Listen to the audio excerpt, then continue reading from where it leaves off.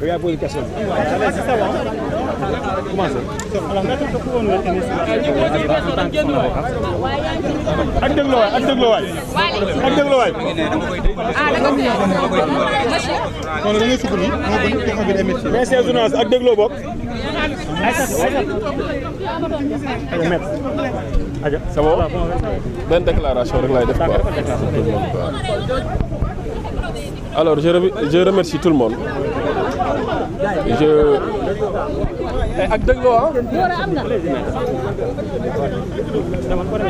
Alors je viens de sortir des locaux de la division de la cybersécurité pour apporter assistance au sieur Assane Gueye alias Azoura et El Hadj Ousseynou Diakhaté. Ils font l'objet d'arrestation tout à l'heure ce matin pour des propos que les enquêteurs ont jugés contraires aux bonnes mœurs. Alors, je dois rappeler que jusqu'ici, ils bénéficient de la présomption d'innocence, que Azoura, notamment lui en ce qui le concerne, est gravement malade et on a eu à déposer son dossier médical. Comme on a eu à rappeler son passé pénal,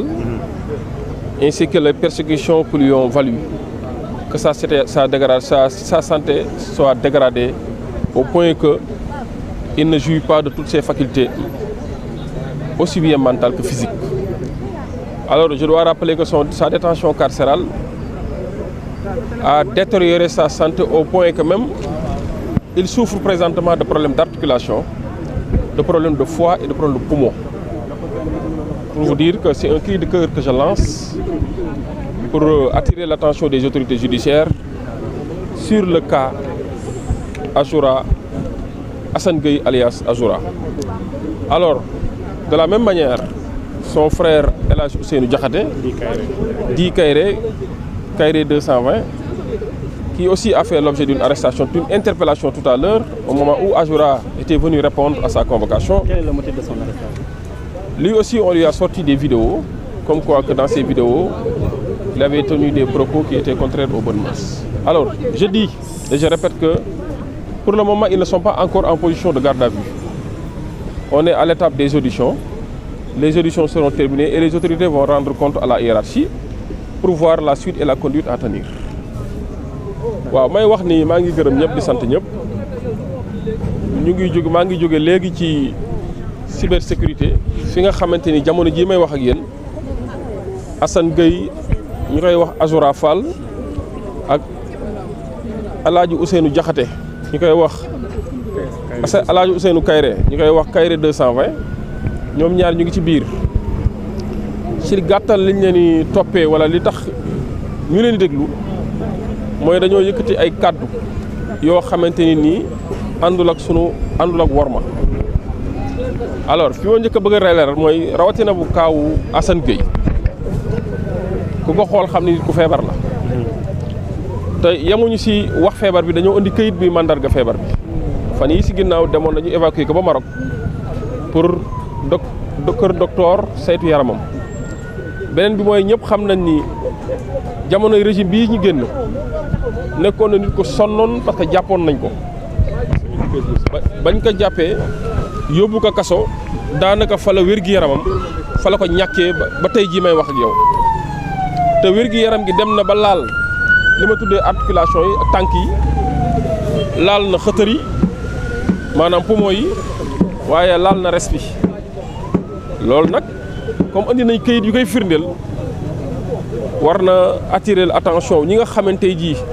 ñooy war a statuer ci sooram wala ci kaawam pour ñu bàyyi xel loolu tamit.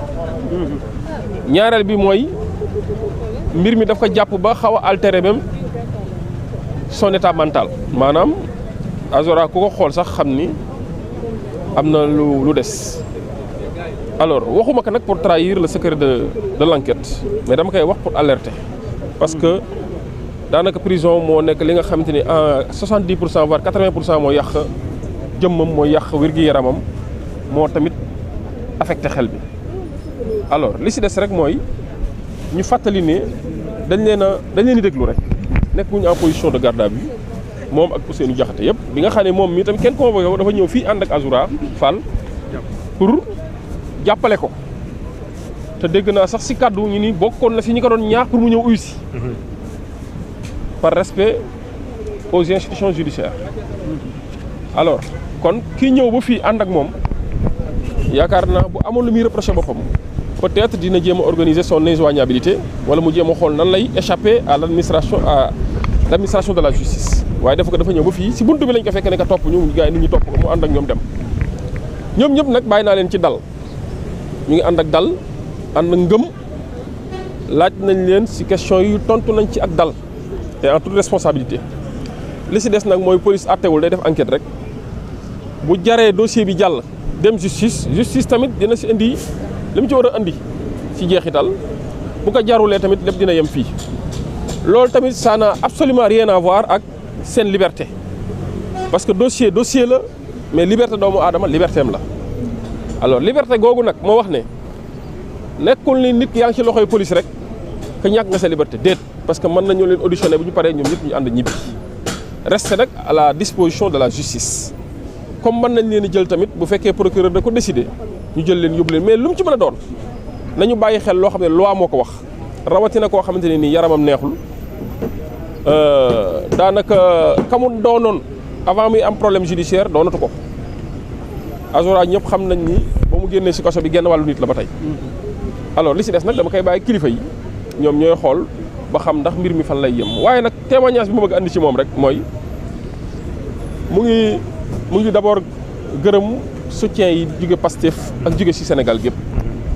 kilifa yu bari yu mag Pastef woo nañ ko massaw ko ñaax ka sax mu uy si looloo indi sax tey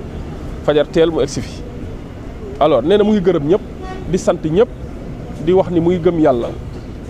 gëm tamit également li nga xam ni moo wundu ba mu indi ko indil ko lii muy dund muy ngëm-ngëmu projet bi ak jàpp ni tamit ñi nga xam ne ñoo ne ko les porteurs du projet dañoo war a ériger wu en sentinelle wala def levée de bouclier pour protéger le projet protéger ñi nga xam ne ñooy les porteurs du projet. loolu moom wax na ma ko mu nekk loo xam ne ba mu ko waxee lu sori ci man la ma wax ni tamit ci ki ma xam mooy musta dellu ginnaaw pour jëmmal réew mi nit ku nekk nag ak façon bi nga koy jëmmalee nit ku nekk ak façon bi ngay taxawee ñii mën nañ ko gisee nii ñii gisee ko neneen waaye lu am solo ba am solo rek mooy ba démocratie soxlaa taxaw na ba joxe liberté soxlaa taxaw na ba dignité Sénégal bañ ko bëgg a taylee tamit taxaw na loolu moo am solo ku si nekk nag ak ni nga koy défendre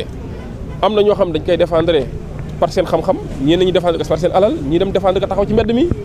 am na sax bu demee ba état du Sénégal ñu attaqué ko am na ñoo xam ne ñu gën ay armes défendre ko loolu yëpp loi moo léegi nag ku si nekk nag ak façon bi ngay défendre la démocratie waaye mosula wéetal Sénégal ci bu Sénégal soxlaa waaw may fàttali nag wér-gi-yaramam di fàttali njabootam di fàttali am na ay wayjur loo ko mën a waxal ay waajuram ñu ngi dund te yaayam bi nga xamante ni dafa compter ci moom lu mu sonn yaay jee tax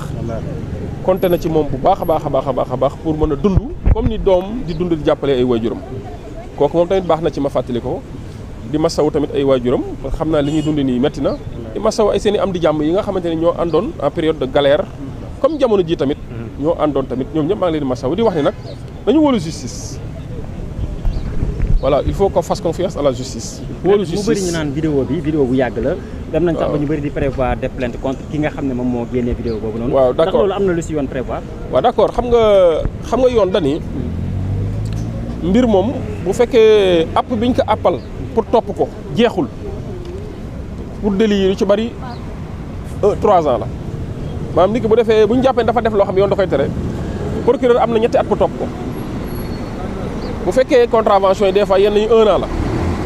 mais bu dee crime yi prescription bi 10 ans la alors li ñu seetlu rek mooy te mu wax ko waxuma li mu wax ci enquête bi mais li ñëpp xam mooy nee nañ lu am 9 mois la déjà vidéo bi ñu génn am na 9 mois léegi man sama interrogation ak sama question mooy kan moo ko génn am na tur bu ma jox nee na ku tudd Moussa Diop la xaw ma ban Moussa Diop la nag. Maître Moussa Diop waaw moom moo ni ma xaw ma kan la xaw ma ndax Maître Moussa Diop la xaw ma parce que man personnellement gisuma mais nee nañ ko tudd Moussa Diop moo ko def comme yoon day tere nga tenir propos yi yoon day tere tamit ki distribuer propos yi kon kooku tamit war nañ ko woo engagé ay responsabilités am ci mbir mi bu fekkee moo ko distribuer parce que tenir une parole est une chose mais distribuer cette parole à l'endroit du public pour atteindre des cibles beaucoup plus élargies en est une autre